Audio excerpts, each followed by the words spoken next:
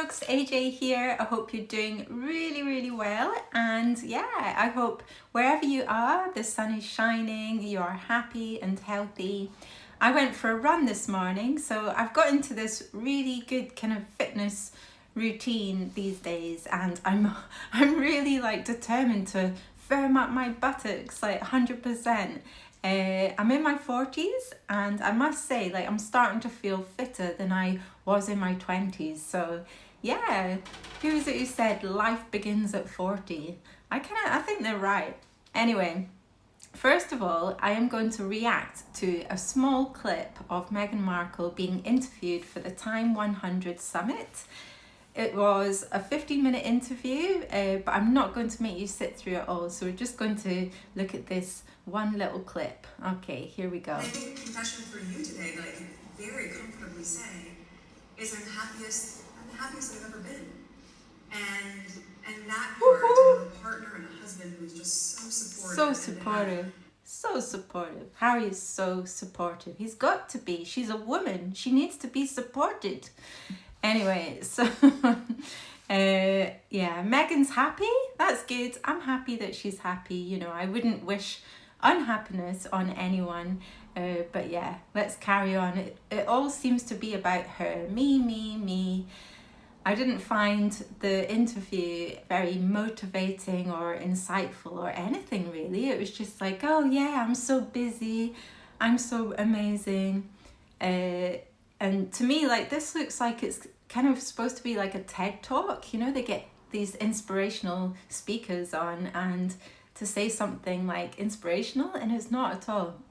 Anyway, let's carry on. Healthy kids that are so joyful. And my kids are the best. They're so healthy. That we create for them. I never, of all the things that have happened in my life, I never would have imagined getting here at this point. I would feel just so happy and grateful. Yeah, it's just a whole load of nothing. Like, honestly, the whole interview, it's not worth watching. And I really do. And look at the people clapping here. So yeah, I'll probably rewind it again, let you see again. But are people wholeheartedly clapping? I don't think so.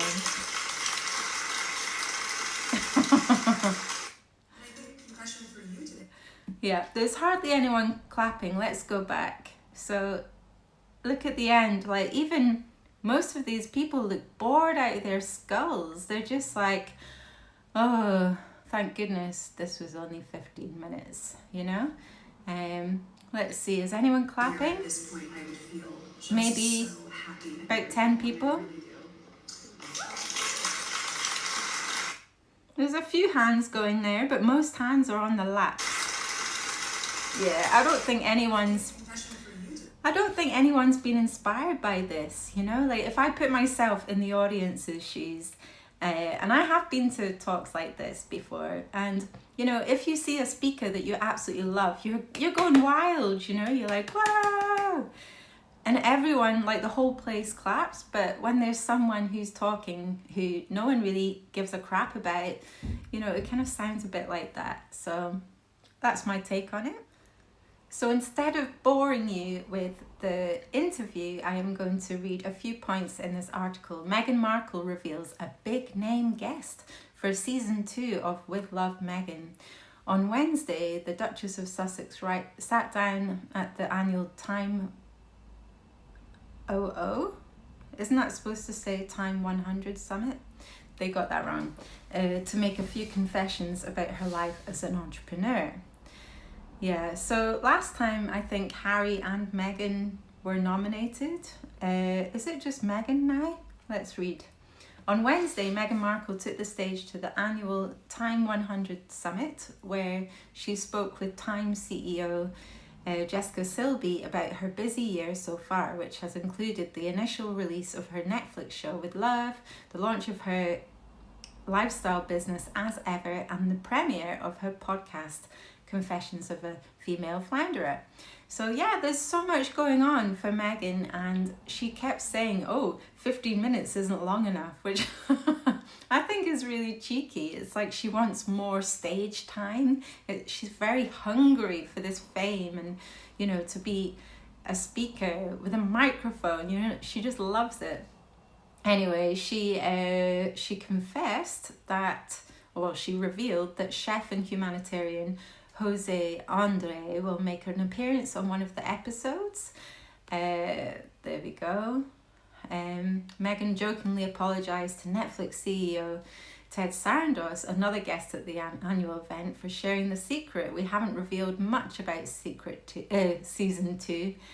Oh, who cares? Like, I think it's just going to be a flop. Like, the first one, everyone was really interested to watch, you know, just to see how bad it was going to be. But the second one, who is going to bother? Honestly, who is going to bother? I don't know. Meghan and her husband, Prince Harry, have developed a close friendship with Andre over the years, blah, blah, blah.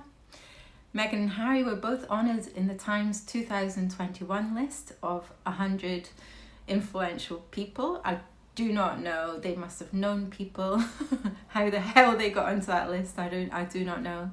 But Meghan spoke solo during this year's event. In her conversation, blah, blah, blah, she also mentioned she was happy the brand's flower petal sprinkles, which were featured on multiple episodes of With Love Meghan, had become a phenomenon, adding that she actually used them at home on parfaits, salads, and even scrambled eggs. Ugh. I wouldn't want flowers on my scrambled eggs. I would just, and she actually said this, folks, she said in this interview, I would be just like a little fairy, tossing them around all the times. Meghan said, I think it speaks to the tiny moments of joy that are so effortless and just create a little bit of magic. She likes the level of charm they bring. Narcissists it's classic of narcissists to charm people. They just love to charm, and these flower sprinkles must have really hit the nail on the head for charming all of her guests. Oh my goodness. Take flower sprinkles as an analogy and just think about all the small moments in your life that could just have a little splash of magic. And that is the worst analogy I've ever heard. Flower sprinkles, just to sprinkle it on top, like a cherry on top. Ooh! Oh my goodness. Do we really want to read any more of this? Yeah, and we already saw her say, you know, I think a confession for you today is that I'm comfortably say I'm the happiest I've ever been, to have a partner and husband who's just so supportive.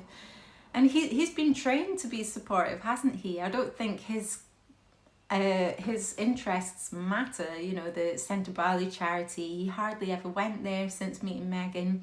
She never went there, which is really sad. You know, I don't know if she's supporting him as much as he supports her, but maybe that's the way he's been trained in my eyes. You know, it's like he has to like give her a leg up for everything, and she gets to do whatever the hell she wants. You know, yeah, it's quite sickening. Lots of us can see right through it. We can see what's happening. Yeah. So yeah, it's just all about, oh, I'm so lucky, I'm so happy, and it's like, what about your dad? You know, her dad's had, 2 heart attacks and a stroke, or 2 strokes and a heart attack. Meghan, it's not all about you, you know. Think about people around you, or what you've done to the royal family. You know, what you said was very damaging, but she's fine. She's just like oblivious to anyone she's trampled on, anyone she's hurt while she's been clambering to the top of this fame-hungry lifestyle that she wants, and she's just like stepped on so many people, and I just think that's really sad. And the other point I want to make, I can't see it in this article, but in this interview, at one point Meghan talks about Lilibet and Archie, and how Lilibet, she wants her to be like a confident woman, I think. Maybe she didn't say that.